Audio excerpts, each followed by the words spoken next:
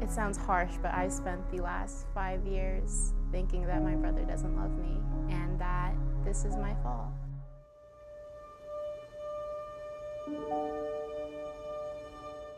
Growing up, Leilani and Christopher Tizon were inseparable. My brother and I were best friends. We were 6.5 years apart.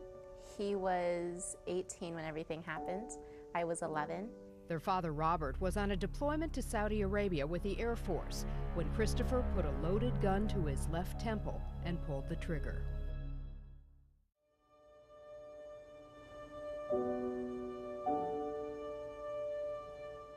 He was very handsome.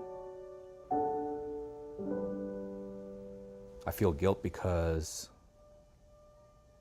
as a parent, I wonder if I could have done better. What did I do wrong?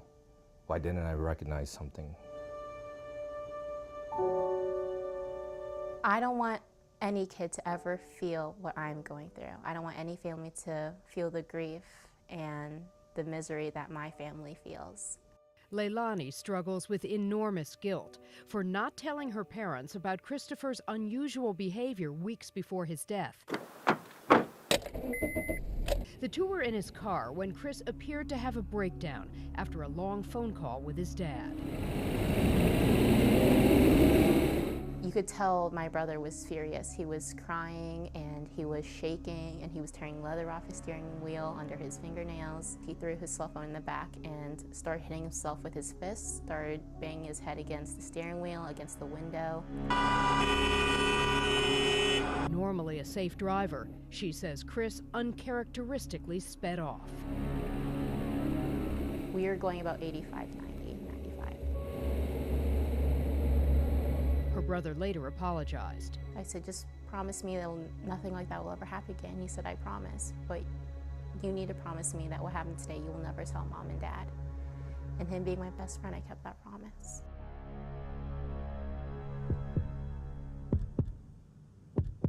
A month and a half later, I lost him.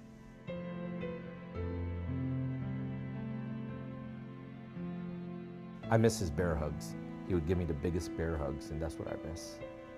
His laughs, his bear hugs. Oh, to have those again.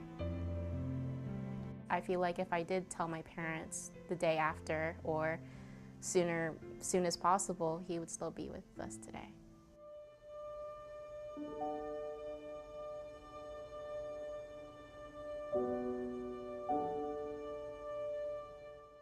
Leilani has transformed her regrets into action. She now speaks to other teenagers and tells them suicide is never the answer. You live with purpose. When you do feel down, that to simply take your right hand and place it over your heart and know that beating is called purpose and that someone in this world needs you more than air.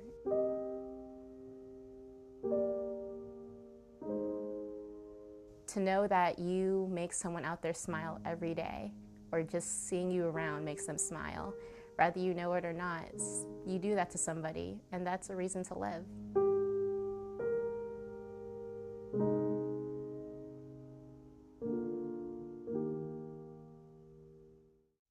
When Leilani speaks to other teenagers, she alerts them to some of the potential signs of suicide.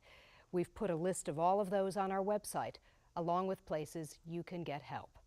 Andrea McCarran, WUSA 9.